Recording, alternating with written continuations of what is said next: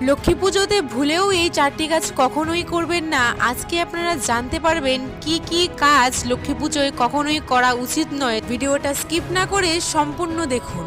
প্রথমত, মা লক্ষ্মীকে কখনোই তুলসী পাতা নিবেদন করবেন না, এতে আপনাদের জীবনে চরম দারিদ্রতা নেমে আসতে পারে, লক্ষ্মী হবেন রুষ্ট। কিন্তু মা লক্ষ্মীর সাথে যেহেতু ভগবান নারায়ণের পুজো করতে হয়, না হলে মা লক্ষ্মীর পুজো কখনোই সম্পূর্ণ হয় না, তাই নারায়ণকে কিন্তু তুলসী পাতা আপনাকে অর্পণ করতেই হবে এবং সেই তুলসী পাতাটি আপনাকে পূর্ণিমার পূর্বেই সংগ্রহ করতে হবে। এর কারণ পূর্ণিমাতে তুলসী পাতা তোলা নিষেধ। দ্বিতীয়ত, মা লক্ষ্মীর পুজোয় কখনোই ঘণ্টার ধ্বনি ব্যবহার করবেন না। ঘণ্টার ধ্বনি ব্যবহার করলে আপনার জীবনে কিন্তু চরম সংকট নেমে আসবে। তৃতীয়ত, মা লক্ষ্মীর পুজোর সময় কখনো লোহার জিনিস ব্যবহার করবেন না বা লোহার বাসনপত্র ব্যবহার করবেন না, কারণ মা লক্ষ্মীর পুজোর সময় লোহার বাসনপত্র বা লোহার কোনো উপকরণ ব্যবহার করলে সেই স্থানে মা লক্ষ্মী কখনোই বসবাস করেন না।